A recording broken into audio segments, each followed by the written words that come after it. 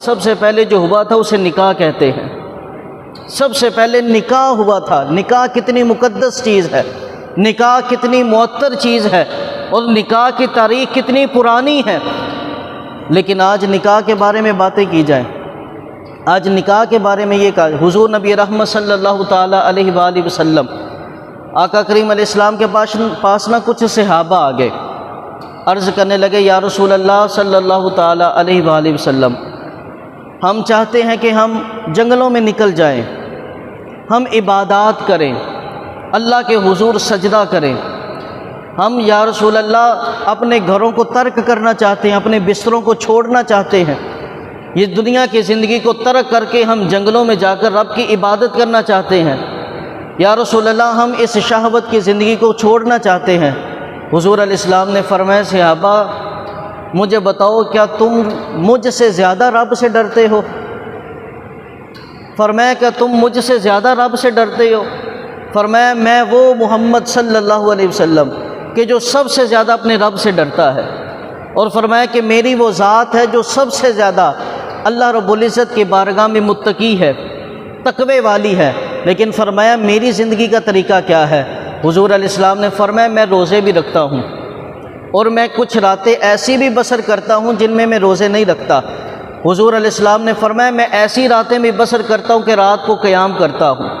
فرمایا میں ایسی راتیں بھی بسر کرتا ہوں کہ اپنی ازواج کے ساتھ آرام بھی کرتا ہوں۔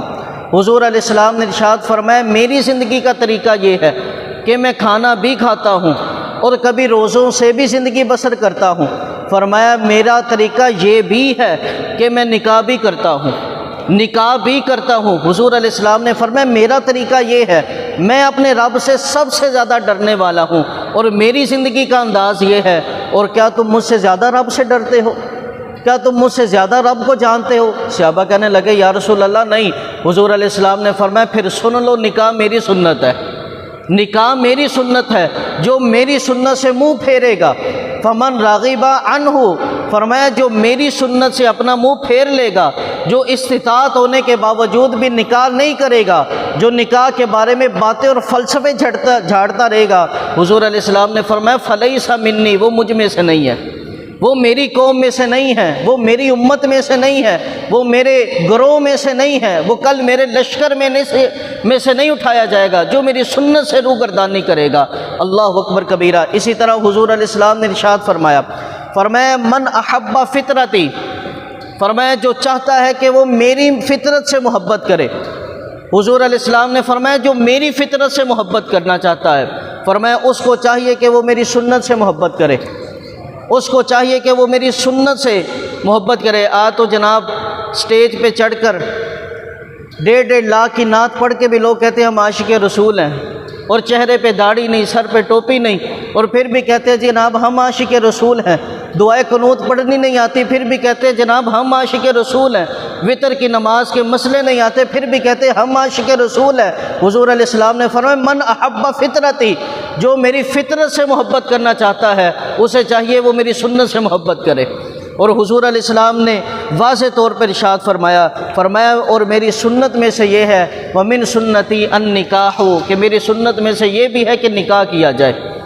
تمام سنتوں میں سے، حالانکہ اگر ہم دیکھیں تو مسجد میں آنے کی بھی سنتیں ہیں، مسجد سے جانے کی بھی سنتیں ہیں، ہم دیکھیں تو پانی پینے کی بھی سنتیں ہیں، دیکھیں تو گلاس رکھنے کی بھی سنتیں ہیں، کنگھی کرنے کی بھی سنتیں ہیں، داڑھی رکھنے کی بھی سنتیں ہیں، لباس پہننے کی بھی سنتیں ہیں۔ لیکن آقا نے اس حدیث پاک میں جس سنت کی طرف اشارہ کیا اسے نکاح کہا جاتا ہے۔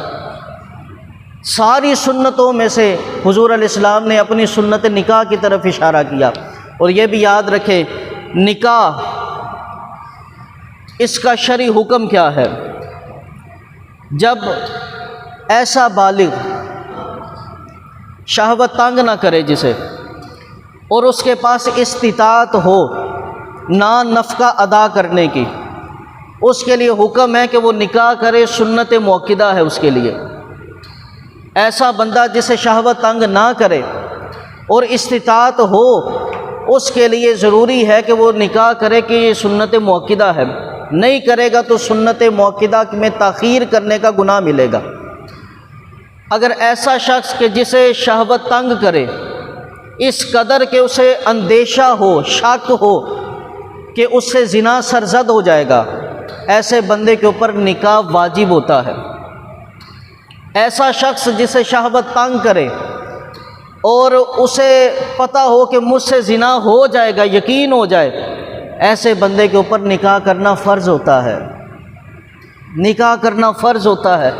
آج ہم اپنے معاشرے کے حالات کو دیکھیں، ہم اپنے معاشرے کے حالات کو دیکھیں، کتنے نوجوان ایسے کہ جن پہ شادی کرنا فرض ہے لیکن وہ فرض میں تاخیر کر رہے ہیں۔ جناب اچھا، نان نفقہ، استطاعت، نکاح کی استطاعت کیا ہے؟ نکاح کی استطاعت یہ نہیں ہے کہ آپ کی جو بیوی ہوگی اس کے پورے پارلر کا خرچہ آپ نے اٹھانا ہے۔ استطاعت کا مطلب یہ نہیں کہ جناب آپ کی جو ہم سفر بنے گی اس کو آپ نے مرغن غذائیں کھلانی ہیں۔ 2 ٹائم کی معتدل غذا دینے پر جو قادر ہو، جو اپنی بیوی کو، اپنے اہل خانہ کو 2 وقت کا کھانا معتدل، درمیانہ کھانا دینے پر قادر ہو، گرمی اور سردی کی سوٹ اور بستر دینے پر قادر ہو، اس کے اوپر لازم ہے کہ وہ نکاح کرے، وہ صاحب استطاعت ہے۔ یہ ضروری نہیں کہ جناب بینڈ باجے کے پیسے بھی اس کے پاس موجود ہوں، رسم حنا پہ جو بے حیائی ہے اس کے پیسے بھی موجود ہوں، جناب ولیمے کے نام پر اگر اس کو 10 بندے کی استطاعت ہے، وہ 100 بندے کو بلانا چاہتا ہے، پھر وہ شادی کرے گا؟ نہیں، اسلام یہ اجازت نہیں دیتا۔ صاحب استطاعت وہ ہے جو اپنی بیوی کا حق مہر ادا کر سکے اور نان نفقہ ادا کر سکے، وہ صاحب استطاعت ہے۔ اسی طرح حضور علیہ الصلوۃ والسلام نے ارشاد فرمایا اذا تزوج العبد، جو بندہ نکاح کرتا ہے، جو بندہ نکاح کرتا ہے، حضور علیہ السلام نے فرمایا استکمل نصف الدین، اللہ رب العزت اس کے نصف دین کی حفاظت فرماتا ہے۔ جو نکاح کرتا ہے اس کا آدھا دین مکمل ہو جاتا ہے، وہ اپنے آدھے دین کو، اپنے دین کو شیطان سے بچا لیتا ہے۔ حضور علیہ السلام نے ارشاد فرمایا فَلْيَتَّقِ فِي النَّفْسِ الْبَاقِي، آدھا دین اس کا محفوظ ہو جاتا ہے اور آدھے دین کے بارے میں رب سے ڈرتا رہے۔ نکاح کی اتنی برکت ہے، اس کا ایمان محفوظ ہو جاتا ہے۔ آج لوگ کہتے ہیں جی نکاح کیوں ضروری ہے؟ حضور علیہ الصلوۃ والسلام نے ارشاد فرمایا، نبی رحمت صلی اللہ علیہ وسلم نے ارشاد فرمایا رسولوں کی 4 سنتیں ہیں، رسولوں کی 4 سنتیں ہیں۔ فرمایا نمبر 1 شرم و حیا کرنا، حیا کرنا یہ تمام رسولوں اور پیغمبروں کی سنت ہے۔ نمبر 2 فرمایا مسواک کرنا، مسواک کرنا یہ انبیاء کی سنت ہے۔ فرمایا نمبر 3 نکاح کرنا کہ یہ انبیاء کی سنت ہے۔ حضرت عیسیٰ علیہ السلام آپ کا نکاح نہیں ہوا، لیکن یہ یاد رکھے جب آپ آسمان سے جلوہ افروز ہوں گے، حضور علیہ السلام نے ارشاد فرمایا حضرت عیسیٰ بھی نکاح کریں گے۔ 40 سال تک آپ دنیا میں ظاہری طور پہ زندہ رہیں گے، فرمایا 40 سال آپ شادی بھی کریں گے، اولاد بھی ہوگی، اور یہاں تک کہ فرمایا جب آپ کا وصال ہوگا تو میری قبر کے ساتھ ان کی جگہ بھی ہوگی۔ ذرا بولو تو صحیح یار۔ جی لوگ کہتے ہیں جی دیوار کے پیچھے کا نہیں پتہ، میرے آقا نے فرمایا عیسیٰ کب آئیں گے مجھے یہ بھی پتہ ہے، عیسیٰ کیا کریں گے مجھے یہ بھی پتہ ہے، عیسیٰ دفن کہاں ہوں گے آقا نے فرمایا مجھے یہ بھی پتہ ہے۔ اللہ اکبر کبیرہ۔ فرمایا ایک تو شرم و حیا کرنا، مسواک کرنا، شادی کرنا، اور فرمایا چوتھی چیز عطر لگانا، عطر لگانا۔ فرمایا یہ رسولوں کی سنت ہے، صرف میری سنت نہیں، فرمایا رسولوں کی سنت ہے۔ اسی طرح حضور علیہ الصلوۃ والسلام کے پاس نا ایک صحابی آ گئے، ایک صحابی آ گئے، حضرت عکاف ان کا نام تھا۔ حضرت عکاف پاس بیٹھے تو حضور علیہ السلام نے ارشاد فرمایا اے عکاف کیا تم نے شادی کر لی؟ عرض کرنے لگے حضور نہیں۔ آقا کریم علیہ السلام نے ارشاد فرمایا تم تو مالدار بھی ہو۔ عرض کرنے لگے یا رسول اللہ، اللہ کا بڑا ہی کرم ہے۔ حضور علیہ السلام نے ارشاد فرمایا اے عکاف پھر تو تم شیطان کے بھائی ہو، جو صاحب استطاعت ہو کر بھی نکاح نہ کرے، فرمایا تم تو شیطان کے بھائی ہو۔ سر جھک گیا۔ حضور علیہ السلام نے فرمایا اے عکاف اگر تو کلمہ نہ پڑھتا تو عیسائیوں کے راہبوں میں تو شمار ہوتا، ان کے راہبوں میں تیرا شمار ہوتا۔ کیونکہ مسلمان فرمایا ہمارا طریقہ تو نکاح ہے، ہمارا طریقہ تو نکاح ہے۔ حضور علیہ السلام نے فرمایا شیطان نیک آدمیوں کو جو ورغلاتا ہے، گمراہ کرتا ہے، نیک آدمیوں کو گمراہ کرنے کا اس کے پاس جو بہترین ہتھیار ہے وہ عورت ہے۔ نیک آدمیوں کو گمراہ کرنے کا جو بہترین ہتھیار ہے شیطان کے پاس، فرمایا وہ عورت ہے۔ شیطان نیک آدمیوں کو عورت کے ذریعے ورگلا دیتا ہے، گمراہ کر دیتا ہے، اور فرمایا کہ جس بندے نے نکاح کر لیا اس نے شیطان سے اپنے ایمان کو محفوظ کر لیا، محفوظ کر لیا۔ حضرت عکاف رضی اللہ تعالیٰ عنہ جب بات سنی نا، عرض کرنے لگے حضور جہاں جی چاہتا ہے میرا نکاح فرما دے، جہاں جی چاہتا ہے میرا نکاح فرما دے۔ حضرت کریمہ ایک صحابی کی بیٹی تھی، حضور علیہ السلام نے فرمایا عکاف تیرا نکاح اس سے کرتا ہوں، تیرا نکاح میں اس سے کرتا ہوں۔ یاران محبت، یہ نکاح میں اتنی برکتیں ہیں، نکاح میں اتنی برکتیں ہیں۔ جو نکاح نہیں کرتے وہ شیطان کے ہتھے چڑھتے ہیں، جو نکاح نہیں کرتے حضور علیہ السلام نے فرمایا ان کا دین مکمل نہیں ہوتا، ان کا دین مکمل نہیں ہوتا، انہیں مکمل دین کی برکتیں نہیں ہوتی۔ بنی اسرائیل کا نا ایک بہت بڑا عابد تھا۔ عورت کے فتنے سے انسان کو ہمیشہ بچنا چاہیے۔ آج ہم دم درود کے مارے جناب بڑے بڑے لوگوں کے سامنے اپنی مائیں بہنیں لا کر بٹھا دیتے ہیں، تھوڑی حیا کرنی چاہیے ہمیں۔ غیر محرم ہے، پیر جتنا بھی بڑا ہو جائے، جتنا بھی بڑا ہو جائے، میرے نبی سے بڑا کوئی نہیں ہے، میرے نبی سے بڑا کوئی نہیں ہے۔ فتح مکہ کا دن ہے، حضور علیہ السلام کو خبر دی گئی یا رسول اللہ صلی اللہ علیہ وسلم مکے کی عورتیں آپ سے بیعت لینے کے لیے آئی ہیں۔ حضور علیہ السلام نے فرمایا انہیں کو پیچھے ہو کر بیٹھ جاؤ، پیچھے ہو کر بیٹھ جاؤ۔ فرمایا میرے ہاتھ میں ہاتھ نہیں دیں گی، غیر محرم ہے۔ میرے آقا کا یہ طریقہ ہے، اور آج کا پیر کہتا ہے جناب میرے ہاتھوں میں ہاتھ دے، میرے پاس لے کر آؤ، میں دم کر دوں گا۔ نہ، ایسے لوگوں کہتے ہیں اپنی ماؤں بہنوں کو نہ چڑھاؤ، اپنی ماؤں بہنوں کو ان سے بچاؤ، اپنی ماؤں بہنوں کی عزت کی حفاظت کرو۔ حضور نبی رحمت صلی اللہ تعالیٰ علیہ وآلہ وسلم، بنی اسرائیل کا ایک شخص تھا، بنی اسرائیل کا ایک شخص تھا، بہت بڑا عابد تھا۔ اس کے علاقے میں ایک گھر تھا، 3 بھائی تھے اور 3 بھائیوں کی ایک ہی بہن تھی۔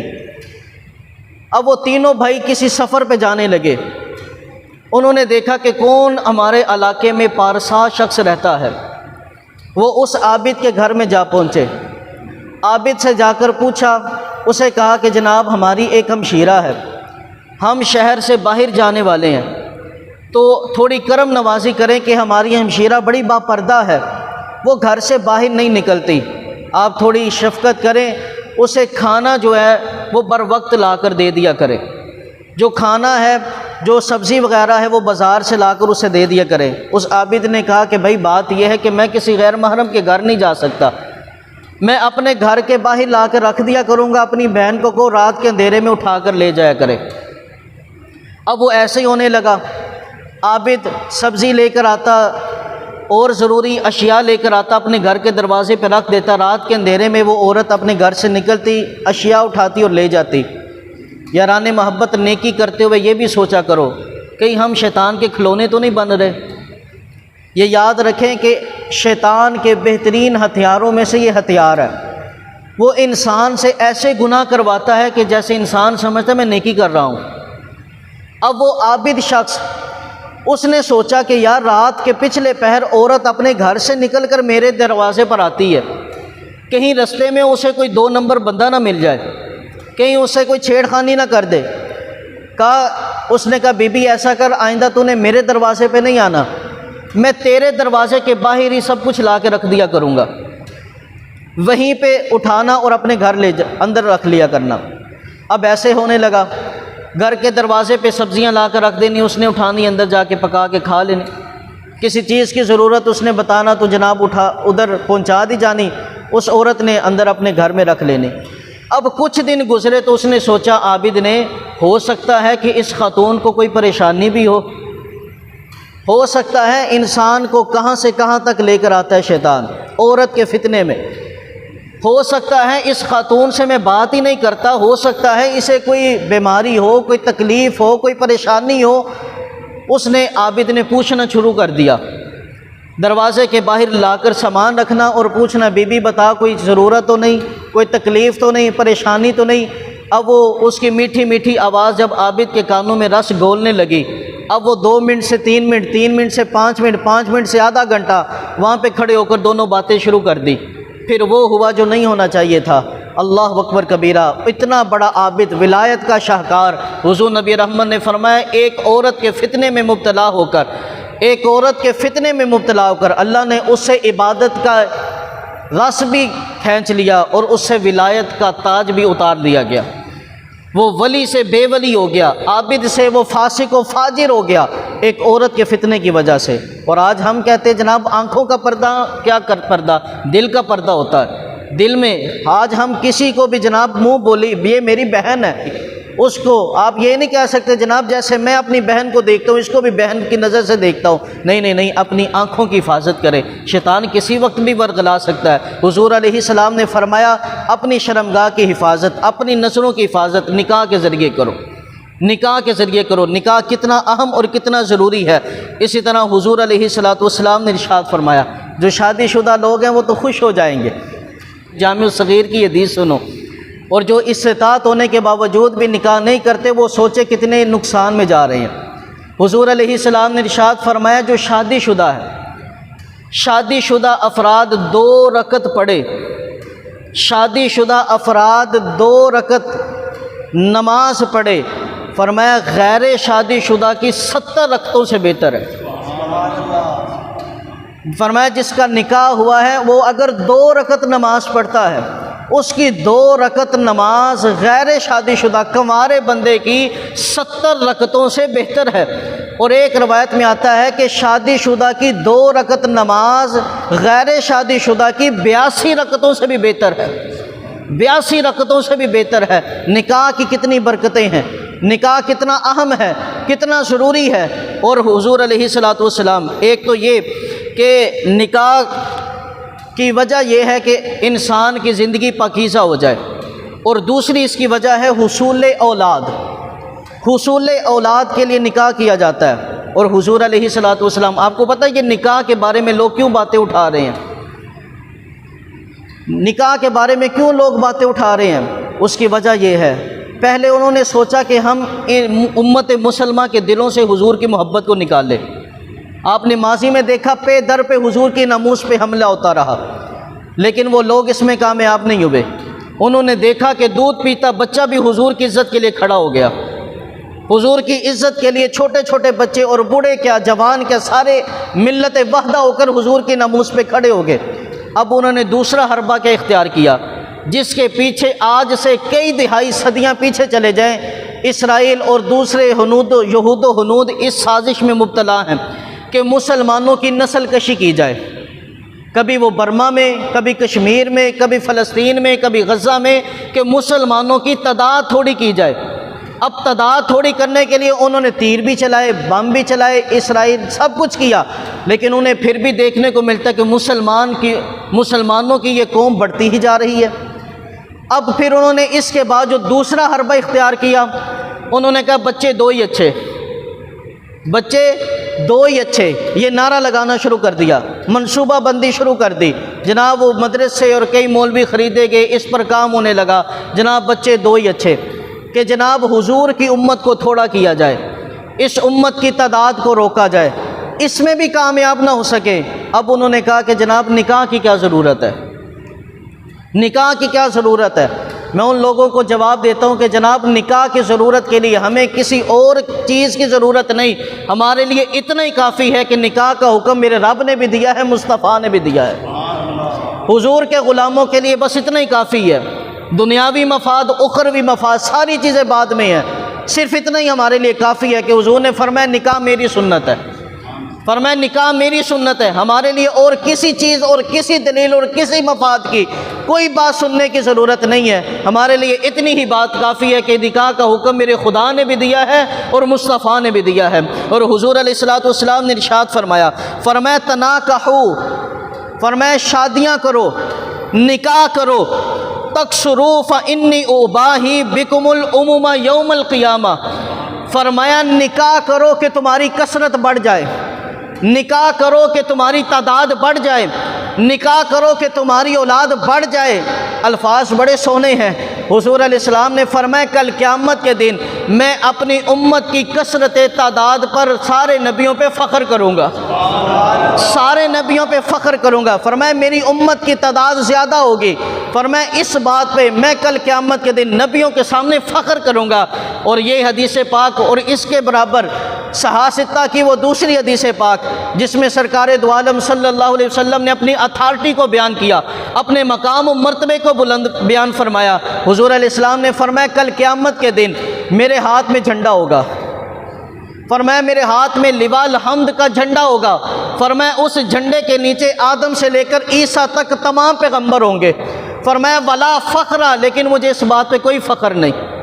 کتنی بڑی بات ہے، آدم سے لے کر عیسیٰ تک تمام نبی اور رسول حضور کے جھنڈے کے نیچے ہوں گے، لیکن فرمایا ولا فخرا، مجھے کوئی فخر نہیں۔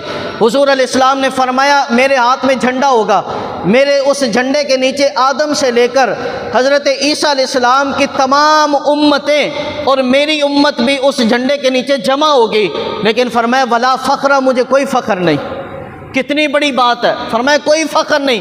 فرمایا وَأَنَا الْحَاشِرُ، میں وہ ہوں کہ جس کے قدموں میں رب سب کو جمع کر دے گا، فرمایا ولا فخرا، مجھے اس بات پہ بھی کوئی فخر نہیں۔ فرمایا کہ کل قیامت کے دن جن کے چہرے اجالے ہوں گے، جن کے چہروں پہ نور ہوگا، جن کے چہروں پہ روشنی ہوگی، جن کے چہرے کل محشر کے دن چمک رہے ہوں گے، فرمایا اللہ مجھے ان لوگوں کا قائد بنا کر اٹھائے گا، لیکن فرمایا ولا فخرا، مجھے اس بات پہ بھی کوئی فخر نہیں۔ فرمایا کہ کل قیامت کے دن میں وہ بندہ ہوں گا جو سب سے پہلے جنت کا دروازہ کھٹکھٹائے گا، فرمایا ولا فخرا، مجھے اس بات پہ بھی کوئی فخر نہیں۔ فرمایا میں وہ بندہ، میں وہ محمد کہ جو سب سے پہلے جنت کی زنجیروں کو ہلائے گا، فرمایا مجھے اس بات پہ بھی کوئی فخر نہیں۔ فرمایا میں وہ محمد صلی اللہ علیہ وسلم کہ جو سب سے پہلے جنت کے دروازے کو کھولے گا، فرمایا اس بات پر بھی مجھے کوئی فخر نہیں۔ فرمایا میں وہ بندہ جو سب سے پہلے جنت کی دہلیز میں قدم رکھے گا، فرمایا ولا فخرا، مجھے اس بات پہ بھی کوئی فخر نہیں۔ میں اس حدیث کو پڑھ کر یہ کہا کرتا ہوں یارو فخر تو وہ کرے، آدم کرے جو حضور کے جھنڈے کے نیچے آ رہا ہے۔ حضور نے فرمایا مجھے کوئی فخر نہیں، فخر تو عیسیٰ کرے جو مصطفیٰ کے جھنڈے کے نیچے آ رہے ہیں، فخر تو یونس کرے جو حضور کے جھنڈے کے نیچے آ رہے ہیں، فخر تو موسیٰ کرے جو حضور کے جھنڈے کے نیچے آ رہے ہیں۔ ارے فخر میرا نبی کیوں کرے، فخر تو جنت کرے، ذرا بولو تو صحیح ہے۔ فخر کرے تو جنت کرے، فخر کرے تو جنت کی بہاریں کریں، فخر کرے تو جنت کی حوریں کریں، فخر کرے تو جنت کے نثارے کریں، فخر کرے تو جنت کی نہریں کریں، فخر کرے تو جنت کی نعمتیں کریں کہ جنت میں میرے مصطفیٰ کے قدم لگ رہے ہیں۔ فرمایا مجھے فخر نہیں، مجھے فخر نہیں، مجھے فخر نہیں۔ فخر تو ان کو کرنا چاہیے، فخر تو ان کو، اتنی بڑی سٹیٹس، اتنے بڑے مناصب بیان کرنے کے باوجود حضور نے فرمایا مجھے کوئی فخر نہیں، کوئی فخر نہیں۔ لیکن اس حدیث پاک میں دیکھو، فرمایا اباہی بکم الامم یوم القیامہ، فرمایا اتنی بڑی بڑی اللہ نے مجھے شانیں دی لیکن کسی پہ فخر نہیں۔ اگر کل قیامت کے دن فخر ہوگا تو کثرت امت پر ہوگا، فرمایا کثرت امت پر مجھے فخر ہوگا، کثرت امت پر مجھے فخر ہوگا۔ تو آج یہ حضور علیہ الصلوۃ والسلام کے اس سنت نکاح کو روکنا چاہتے ہیں، اس سنت نکاح کو روکنا چاہتے ہیں۔ اور پتہ نکاح جو ہے نا، نکاح آج وہ نوبل یافتہ عجیب و غریب خاتون جس نے نکاح کے بارے میں باتیں گھڑنا شروع کی، اور یہاں پہ بھی کچھ لوگ کہتے ہیں جی اس خاتون، اس عورت کی بات کو اتنی اہمیت دینے کی ضرورت کیا ہے۔ میں آپ کو بتانا چاہتا ہوں کہ یہ بہت بڑا فتنہ ہے۔ یہ خاتون، بد کردار خاتون، جس کا نام بھی ہم ممبر پہ لینا پسند نہیں کرتے، بہت بڑا فتنہ ہے، اور یہ اتنا فتنہ بڑھ جائے گا، اتنا فتنہ بڑھ جائے گا، ان قریب آپ دیکھیں گے کہ یہ وزارت عظمیٰ کا الیکشن بھی لڑے گی۔ اس فتنے کو اگر آج نہ دبوچا گیا، یہ کس کی پشت پہ پل رہی ہے ہمیں وہ بھی پتہ ہے، اور کس کی تعلیم کو یہاں پہ فروغ دینا چاہتی ہے ہمیں وہ بھی پتہ ہے، یہ کس چیز کے لیے، کس کام کے لیے تیار کی جا رہی ہے ہمیں وہ بھی پتہ ہے۔ لیکن ہماری ڈیوٹی ہے کہ امت کو بر وقت جو ہے وہ ہوشیار کیا جائے، اس فتنے سے بچیں۔ آج یہ کہتی ہیں جناب نکاح کی کیا ضرورت ہے، میں کہتا ہوں نکاح کی ضرورت مسلمان کو ہوتی ہے، نکاح کی ضرورت انسان کو ہوتی ہے، نکاح کی ضرورت جانور کو نہیں ہوتی، نکاح کی ضرورت جانور کو نہیں ہوتی۔ جناب جانور کے لیے کوئی نکاح نہیں ہوتا، جانور نکاح جو ہے یہ انسان اور جانور میں فرق کرتا ہے۔ جانور جناب جہاں مرضی اس کو کونا ملے، کنارہ ملے، لیکن انسان کے لیے کیا ہے؟ انسان کے لیے یہ کہ وہ نکاح کرے۔ نکاح انسان اور جانور میں فرق کرتا ہے۔ نکاح یہ میرے رب کا حکم ہے، مصطفیٰ کی سنت ہے، اس لیے ہم نے اس کو فروغ دینا ہے۔ یاران محبت، حضور علیہ السلام نے اچھا یہ بھی ارشاد فرمایا، نکاح کون سا برکت والا ہے؟ حضور علیہ السلام نے فرمایا نکاح کرو۔ جو غریب ہے نا، غریب، اس کے بارے میں فرمایا جو غریب ہے نا، اگر وہ مالدار ہونا چاہتا ہے اسے چاہیے وہ نکاح کرے، نکاح کی برکت سے اللہ اسے اس کے رزق میں برکت ڈال دے گا۔ لیکن کس نکاح کے اندر؟ بڑے لوگ ایسے آتے ہیں جناب ہم نے نکاح کیا، پھانسی کی ہے مولوی صاحب، نکاح کے بعد جناب حالات ہی بڑے پریشان کن ہو گئے ہیں۔ حضور علیہ السلام نے فرمایا اس نکاح میں برکت ہوتی ہے جس نکاح کا خرچہ تھوڑا ہوتا ہے، جس نکاح کو کرنے میں خرچہ تھوڑا ہو۔ تو جناب کسی کو نہ بلایا جائے تو وہ کہتا ہے جناب میں تو بولتا ہی کوئی نہیں، مجھے شادی پہ بلایا ہی نہیں۔ او بھائی یہ کیوں نہیں سوچتے؟ ہم مبارکباد ہے حضرت صاحب، مبارک ہو، آپ نے اپنے بیٹے کا فرض ادا کر دیا ہے۔ ہم خوش کیوں نہیں ہوتے؟ ہم یہ کیوں کہتے ہیں جناب تسی مینوں بلایا ہی نہیں؟ ہم یہ کیوں نہیں کہتے جناب مبارک ہو، آپ نے اپنی اولاد کا حق ادا کر دیا؟ حضور علیہ الصلوۃ والسلام نے ایک حدیث پاک میں ارشاد فرمایا جب بیٹا بیٹی جوان ہو جائے، یہ حدیث پاک دل کے کانوں کو کھول کے سننا، فرمایا جب بیٹا یا بیٹی جوان ہو جائے، بالغ ہو جائے، فرمایا اگر وہ اپنی نفسانی خواہش کی وجہ سے گناہ میں مبتلا ہو جائے، اس کا گناہ اس کے والد کو بھی ہے، اس کا گناہ اس کے والد کو بھی ہے۔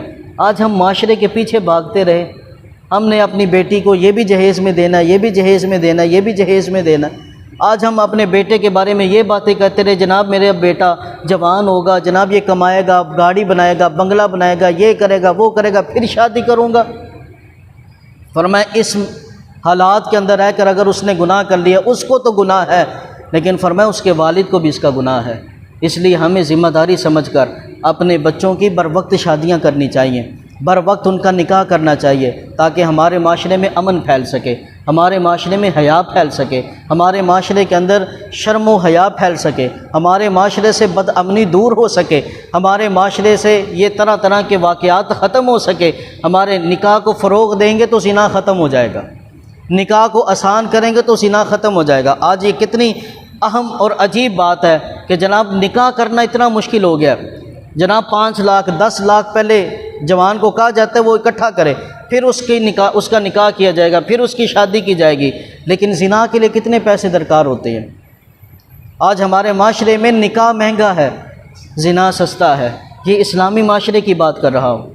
ہمیں چاہیے، ہم اسلامی معاشرے میں رہتے ہیں، ہمیں نکاح کو آسان کرنا چاہیے، ہمیں دیگر غلط رسومات کو چھوڑ کر حضور کے طریقے پہ آنا پڑے گا۔ اللہ ہم سب کو عمل کی توفیق عطا فرمائے۔